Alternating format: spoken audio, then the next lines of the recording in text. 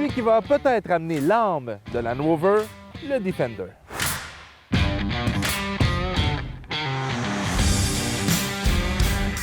En effet, le Defender est de retour, mais sous un format complètement différent.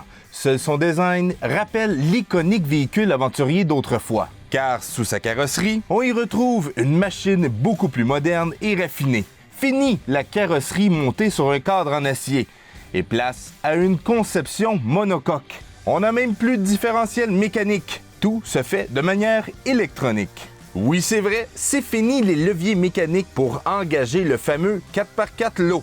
Et fini le bon vieux frame en acier, comme sur une camionnette. Mais toute cette nouvelle technologie permet au Defender d'être à la fois habile dans les sentiers, mais aussi doux et confortable sur la route.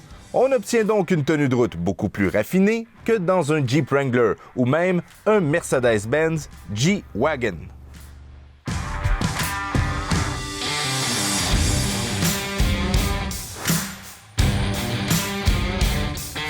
Mais au-delà des prouesses hors route et des technologies innovatrices, comme un système d'élévation de la suspension pour mieux traverser un marécage, le Defender se démarque par les innombrables possibilités de personnalisation. Disponible en format 2 ou 4 portières, sous les appellations 90 et 110, ce Land Rover peut entièrement être personnalisé à votre guise en lui ajoutant des accessoires pratiques comme des échelles, des sacoches et même une entrée d'air de type snorkel. Et si on écoute l'entrée d'air, on l'entend très bien.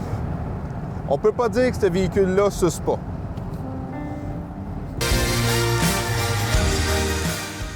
Plus raffiné que la plupart des véhicules hors route sur le marché, le Defender représente parfaitement la bourgeoisie britannique. Il est doux, silencieux, performant et extrêmement polyvalent, tout en ayant une allure cool et originale qui ne passe pas inaperçu.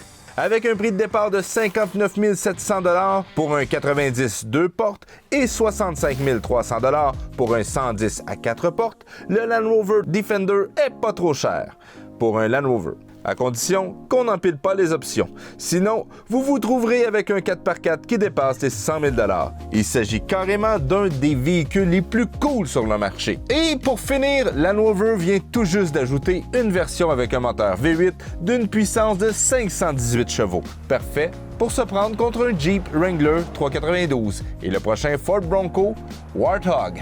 La guerre des véhicules hors route est officiellement déclarée.